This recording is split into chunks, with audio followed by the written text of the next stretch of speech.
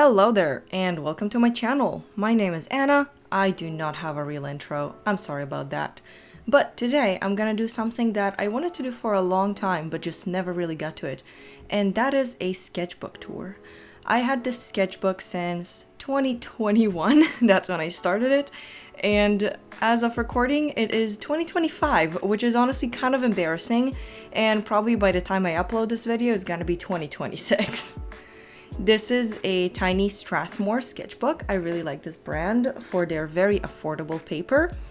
It has a very nice kind of leathery texture. It is 4x6, I believe, and it is dedicated completely to different landscapes. Fantasy landscapes, real-time landscapes. I don't know why, I just decided that's the theme of the sketchbook. I do like to kind of keep it in theme when it comes to really small sketchbooks like that and really focus on one thing that I want to learn. All of it is watercolors except a couple of works that are not. And to make them, I used my beautiful favorite Kuretake watercolor palette. It is huge and it's really nice. The amount of colors there is amazing and it's super cheap. And at first when I bought it, my first commentary on it was, that's not very good for travel. And then lo and behold, it became my go-to travel palette. Because it has so many colors, you don't have to mix them as much, so I would never bring a mixing palette with me. I would just use whatever's available and glaze.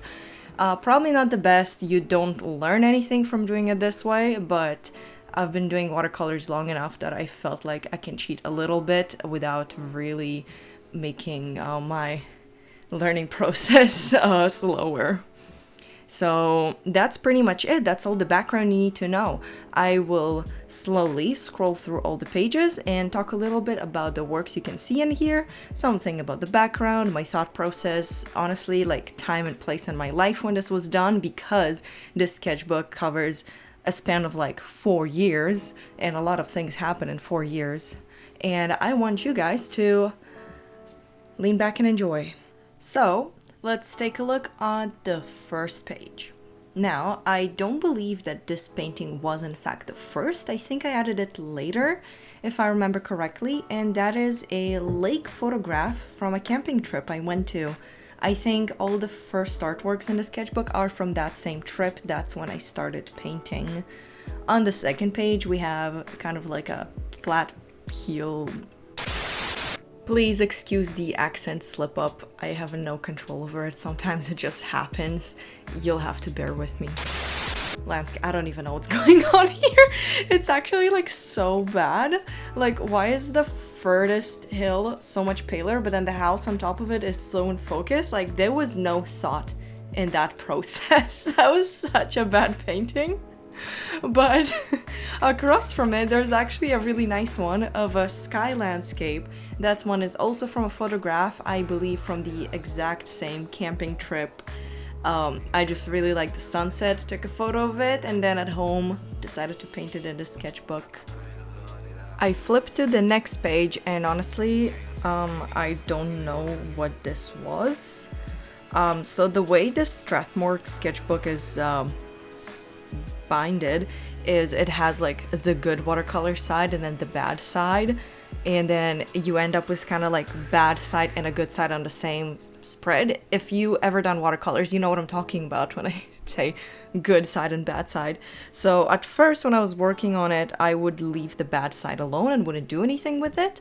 But then at some point I came back and decided, I don't know, I'll paint on it anyway. Who cares? It's a sketchbook. It's not like I'm submitting this to a gallery. So I ended up with a lot of kind of wacky drawings that are not really anything, to be honest. And these pink flowers are definitely one of them. This is a real plant. It grows in Manitoba, Canada, but I don't think I depicted it very well. Beside it is a much cooler drawing of two eagles on a branch, and that is an actual thing I saw on my way to that same camping trip. There's a theme here, if you figured it out yet, yeah? I saw just two eagles perching on a tree on the way from the car. I couldn't take a picture of it, so this one is kind of purely from my memory. The next page is that one of the two instances when I did not use watercolors. On one of them is just pen drawings of leaves. This is the same case of I didn't want to put any watercolors on the bad paper, so instead I used the pen to do a bunch of like kind of plant illustrations. I believe this is one of the two. I don't remember if I used like real leaves that I looked at or if I used like a picture reference. I believe these are real because this would be kind of weird to take a picture reference from. I don't know. It's like leaves are such easy access. I believe that's real. And on the next page is probably the first fantasy landscape. At the time, I was playing Genshin Impact. It was fun. I liked the game a lot. I don't play it anymore, but I had my little Genshin Impact phase. And there's this one spot there where there's a lake with like floating lights on it. And I really liked that part. I took a screenshot in the game and I wanted to recreate it in the sketchbook. For this painting, I used Hemi gouache. That was probably the first experimentation with that gouache, and I hated it. I absolutely hated it. And yeah, that's pretty much it. I've never really touched it again except one more artwork on the sketchbook, and that's it. I was done with Hemi. Ever since, I like abandoned it completely, and last time I saw that palette, it was moldy, so she's gone forever. The next page is a nice little thematic spread, and I started doing that more often in this sketchbook, where one artwork would kind of reflect the other. The first one on the left side is a combination of inspiration. It was Legend of Zelda with Game of Thrones. And now let me explain that. I really liked in Breath of the Wild that little part on the map when there's like two mountains with a crack in between them and a river flowing. I thought that is cool. That is like the best thing ever. For some reason, that whole concept was really cool to me. And I thought like, oh, what if there's like a tower, like a bridge in between them? Wouldn't that be nice? And that's where Game of Thrones comes in, because I think at the time I was just finishing up the show and they showed the Citadel where they teach maesters. And I thought, wouldn't it be so cool if there was like a magician school on top of that mountain, that cracked mountain, and the magician school is two towers with a bridge between them, and then everything around is like a little village that supports people. I think the execution here is garbage, but the idea is not too bad, and if I didn't absolutely hate architecture, I think I would have explored it a little bit more. Right beside it is my second Genshin Impact inspired artwork. Again, there was like this part of the map that I thought is really cool with a lot of like huge, not even mountains, like pillars of stone, and there were shrines on top of them. I thought that was the coolest thing ever. It had like connecting bridges. I think it is based off of an actual location in China. And I thought that was the best thing ever, and I painted my own little version of it, also with gouache, and after that I completely abandoned gouache. Moving on, we have the second page of pen drawings. I don't have much to say about them. I think I copied these from a botanical journal that came with seeds and flowers that my mom was planting at the time. And between the pages, there is a little stump. There used to be something there. Apparently it was bad enough for me to cut it out. For the life of me, I cannot remember what it was, but it was bad enough for me to cut it out of the sketchbook. I am not in the habit of throwing away my art no matter how bad it is, so that one was probably very embarrassing. Beside it is actually a landscape that I really like. That one was also done at a camping trip. Every summer, me and my family would take their trailer, go somewhere to some campsites, either in Manitoba or Northern Ontario, whatever is closer. I think I still lived in Winnipeg at the time, Winnipeg, Canada, and there are a lot of birch trees there. Just the prairies in general, like Alberta, Saskatchewan, Manitoba, I think Northern Ontario as well. There are a lot of birch trees there, and it is really cool. You can even see like how the indigenous cultures incorporate that birch into their arts and crafts. And yeah, I just painted the birches, the birch grove. It was really nice. You can see in some of these artworks that I used a pen to accentuate the shape of some of them, some elements. When that happens, you know I messed up. I'm just gonna leave it at that. Next page, I believe, is another camping trip painting. At that point, I figured out that it would be cool to do kind of a panorama shot, kind of experimenting with this very, very wide painting, which usually doesn't happen very often. But I thought, why not? Since I have the connection between the pages that makes sense, I might as well try it, and that is the first time I'm attempting this panorama shot. This was from a little hiking trip we did. There was like a big rock that me and my brothers climbed. There were a lot of mushrooms everywhere. And I didn't really look at it while painting this. It was purely from memory, but the memory was very fresh. And I think it turned out amazing. I really like this painting. There's no pen here at all. It's only watercolors. And that for me at the time was quite the feat because I was still learning how to really work with the edges and white color, like the white of the paper, and how to layer it in a way that makes sense. The next page is another view that I saw from the car, and it was just very dramatic, super red and pink sunset. This is not a very good representation of what it was. The sun was obviously smaller, bigger distance, the clouds look different, but I dramatized it a little bit more. Here, you can see I attempted to bring back the white by using white paint, which is something that you should not do. It doesn't not work, but that's what it turned out. I'm not entirely proud of this painting, it's whatever, but sometimes it's okay to hate your own art. Beside it is another pen drawing. I thought I only had 2, but apparently I have 3. And it's the same kind of case, botanical journal. I was just copying flowers that I thought were cool from that little book. I honestly, out of all these 3 pen drawings, my favorite is the leaves, like the very first one. The other ones, I feel like I didn't put nearly as much effort as I should have, or my reference point was just like not reliable. Oh, moving on. That is one of my favorites, to be honest. This one is very Avatar-like, as in like Blue Avatar, not Avatar The Last Airbender. I really loved like the pools in bioluminescent plants that I step on. I thought that was the coolest landscape ever. So I was thinking the concept of like a marsh, but Avatar style. And in the middle there's a tree, and the intention here is to have it glow from within, from between the cracks. And that idea came to me actually from the game God of War, where they have Yggdrasil and it glows from within. I think it's so beautiful. It's such a beautiful concept.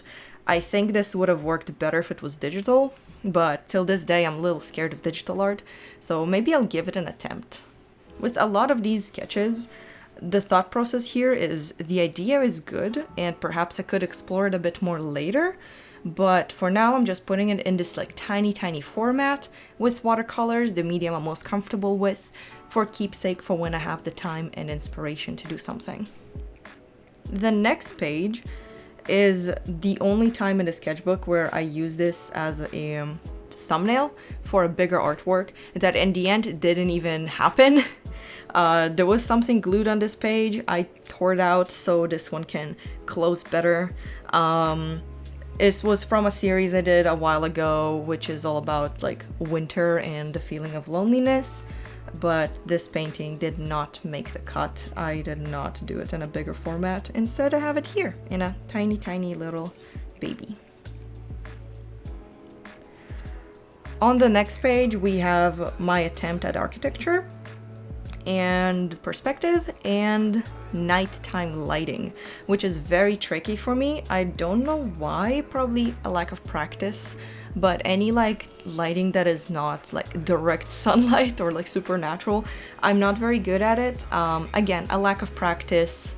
This year I really want to practice with more intention, paint with more intention, so I actually get better instead of like fucking around and doing whatever I want. Sometimes you gotta grind out those like really difficult, like out of your comfort zone things in order to get better.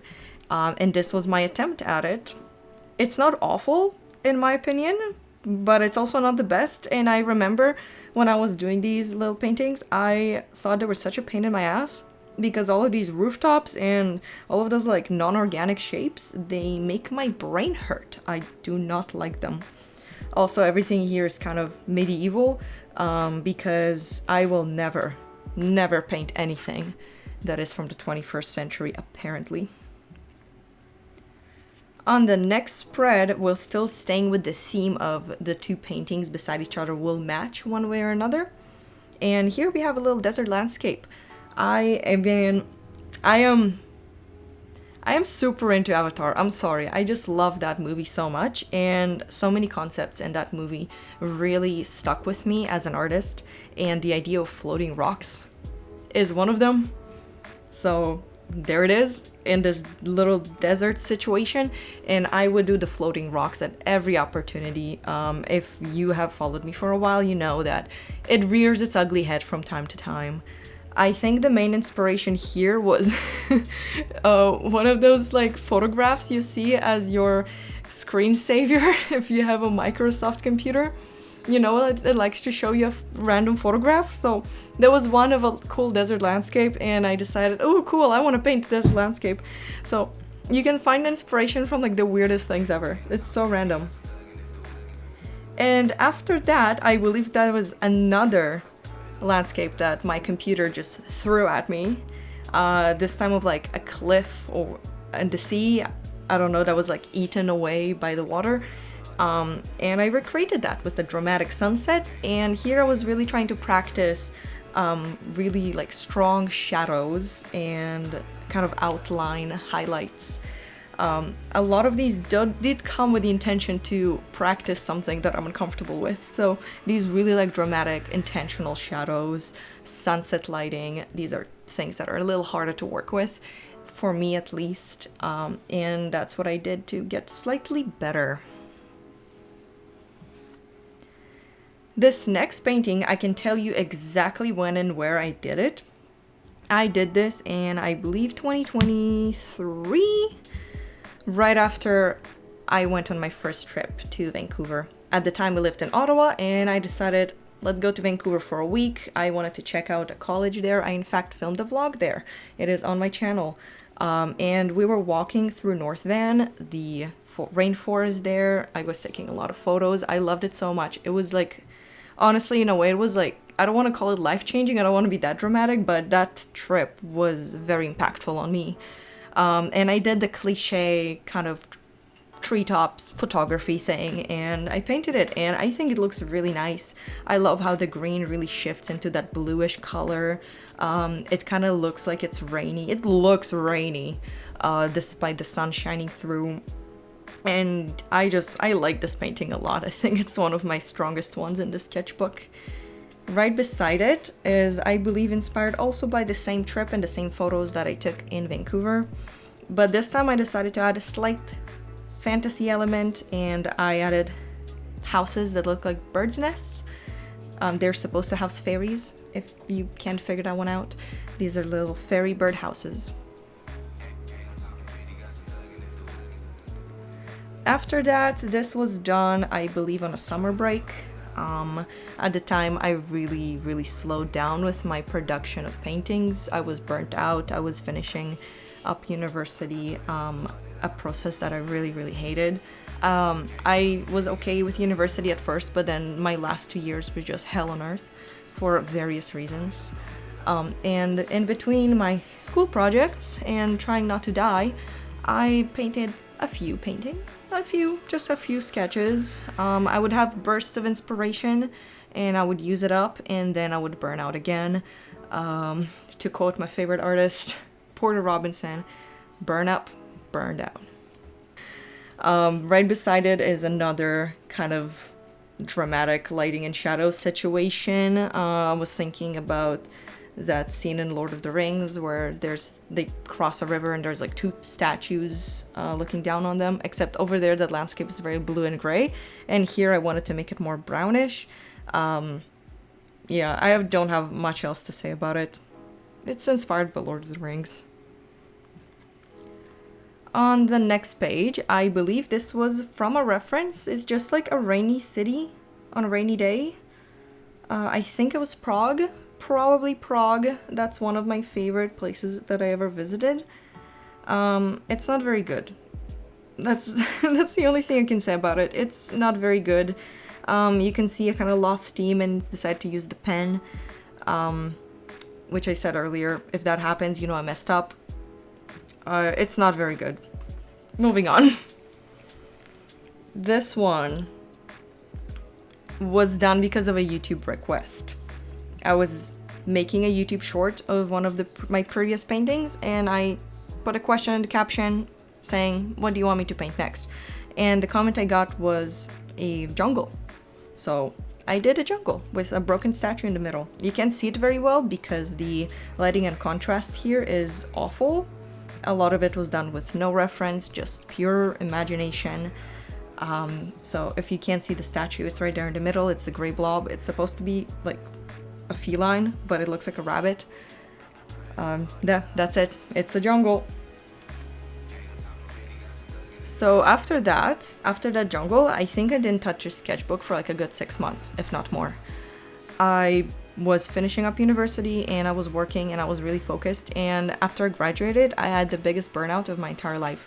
I just did not enjoy art. I didn't want to paint. I didn't want to make anything. I didn't want to make videos. I just didn't want anymore. I didn't want anything. I was so mentally drained, and I felt like I will never make it as an artist. I still don't feel like I will make it, but at the time it just kind of played into this depressive state so much more. So I didn't touch the sketchbook, didn't do anything for months, and then I moved to Vancouver. So this sketchbook, in a way, has traveled in 3 different Canadian cities, 3 different Canadian provinces. Right now it is in Vancouver, British Columbia. And on the way, we crossed the Rockies. And something in me clicked. Just something there switched. And I started to paint again. I thought the Rockies were so beautiful. So once I got to our new house, I took out the sketchbook, spread it out on a nice panorama shot, and painted a combination of all the different things I saw on the way, of like the lake and the mountains, like the snowy mountains, and it's so misty. Like these mountains are so tall that clouds cover them a little bit. That for me was like a burst of inspiration that I haven't felt in so long, and I just had to paint it. And after I painted this little panorama spread, something in me just switched, and I started painting almost every day, and I finished the sketchbook. My next painting here, that is an attempt of working with contrasting colors or complementary colors. I forgot the name, sorry. It's complementary colors. Colors of choice being blue and orange. Orange clouds, blue sky. I don't know if it was like from some kind of photograph or whatever, but I did that. And beside it is also a similar theme, 3 orange balloons on a blue sky. To make the balloons, I was using contrasting colors for the shadow because I wanted to experiment with that a little bit instead of just doing what I usually do, which is analog for colors. This is some color theory that I can't explain if you want me to, but I don't want to get too much into it. These paintings do have a meaning, but I do not want to discuss it in this video. So we're gonna move on. Next one is one of those that I really don't like because it doesn't work. What I wanted to do here is focus on the color red as the base and make everything kind of reddish, because I looked at my palette and I realized red is that color that I never touch. All of my green is used up, my blue used up. You can clearly see which colors are my favorite if you just look at my Kuretake palette. But red, basically untouched. I never use red, so I thought let's switch it up a little bit. So I wanted to do kind of like a waterfall landscape, but it's red instead of blue and green, and I don't like it. It's not working here. Next up, at that time I started hiking more because we're in BC, and BC is a good place for hiking. So I would take a lot of photos of things that we would see in the BC rainforest. I don't remember what this one was. I believe it was in Coquitlam. But I liked, I took a photo of this log with mushrooms on it, like tiny, tiny mushrooms. And I did like an extreme zoom on it. And I loved how that log kind of looks like a canyon. It kind of looks like cracks in the ground. And then like small plants grow out of it. I don't know exactly what can be further done with this idea, but I just really loved how it looked like a microcosm. It looks like its own tiny earth, and I painted that. And right beside it is also a picture that I took on the same hike of a giant tree that was cut down. Unfortunately, you see that a lot in Vancouver. Massive ancient trees, really, really thick trunks that either fell or were cut down for various reasons. Sometimes they're like hit by lightning and then they have to be cut down, otherwise they will fall and injure somebody. Especially around maintained hiking trails, they have to be very careful with these trees. So you see a lot of those stumps. Sometimes there are like new trees growing literally out of them, so you can have a tree growing out of a tree. It's actually really cool. As a tiny detail, I added a fox sleeping in between the tree roots. And that actually would be accurate in its size. The trees do go that big. They are massive. You have to see it yourself. Kind of staying within the theme of hiking in Vancouver, I wanted to dedicate this panorama spread to a large cedar that fell down and after death. As you can see, it has no branches on it. One of my favorite things to see is ferns growing out of tree bark. So that is incorporated into this little panorama spread. I really like the colors actually. I think the layering here works very well with the background and that blurriness in the background. And then the fallen tree is very like crisp in a way. I feel like at this point I really like got my watercolor spark back. And things started actually looking good. This is not entirely made from a reference. There were like a few elements that I used a reference for, but it's mostly from memory and imagination, as a lot of other paintings in the sketchbooks are. Up next, we have another intentional practice painting. I got back to the theme of contrasting colors. Sorry, complementary. I don't know why I say contrasting. This time, colors of choice are purple and yellow. I wanted to see how exactly the color theory idea of neutralizing a color for a shadow works. So I did the entire landscape in yellow except the sky, and then the shadows are done in purple. I think it did work a little bit, but there's like an Instagram reel I posted where I explained why this painting doesn't work. I'm not a big fan of it, but it did its job. I think I have a better understanding of complementary colors and neutralizing, so I am not entirely upset with this. This is not so bad I will cut it out. There's a lot to learn. Let's just put it that way. Right beside it, not really following the theme of complementary colors, but I still wanted to work on dramatic shadows and architecture, which is the absolutely bane of my existence. I hate drawing buildings. I hate them so much. But here I decided it's fine. Let's just push yourself, Anna. It's okay. Push yourself. So I decided to draw an island with some ruins on it that cast a very sharp, dramatic shadow. I, again, don't think this is a very good painting. It is okay-ish. There's no complementary colors here. It's more analog, green and blue. But it did its job. And let's just leave it at that. Up next is, if you're cool, you will recognize this instantly. If you're not, I will explain it to you. That is a spread of all the different visual elements put together from the new album of Sleep Token, Even in Arcadia. I didn't like the album that much. I am so sorry to all of you fans. Please don't kill me. But I didn't like that album. I did not. It was not as soulful as their previous work, but I loved the visuals. The visuals were fantastic. It is such a beautiful, beautiful color palette. And here, the whole idea of red as your primary color does work, unlike my previous artwork where I attempted to do red as the main color. We have like a city in the background and like a I don't know, was this supposed to be a castle or like a church? I have no idea. It's not very clear. But that's kind of like the forefront. We have like those trees with the red leaves that they used all over the visuals of this album. And then at the very front we have the flag. They used that in the Spotify visualizer, that flag burning, and it has the artwork that you have from the single Emergence. I really love the red and the gold and green, and even though like this green and gold are really like popping out of this painting, in a way it kind of works. I think the color palette is still very nice and uniform. That's definitely a favorite of mine in the sketchbook. And now we got to the last page, guys. Look at that. This is painting from a reference that I took myself.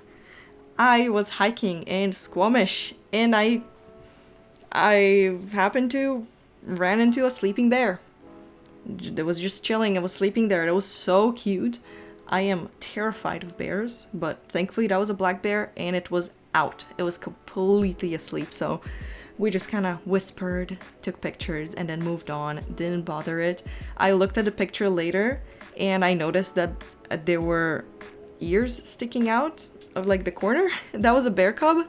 So that was a mom and a baby, which is like 10 times more dangerous than just encountering any bear. That was a mom and a baby. So we're so lucky that this encounter was so wholesome instead of deadly. I did not paint the baby because it was only like the ears sticking out, but it was there. That was my last painting of the sketchbook, and I at that point decided it's time to finish and move on to the next one. So there it is. That's a sketchbook tour for you. Took me 4 good years to do this thing. 4 years. I cannot believe. I don't think I ever actually finished a sketchbook in my entire life. And this one is finished front to back completely. And I have the same sketchbook. I have the same Strathmore sketchbook. I want to start it as well. I don't know the theme yet. Might continue the whole landscape thing. Maybe I'll flip it and do vertical landscapes instead of horizontal to really challenge myself. I have not decided yet, but this one is done.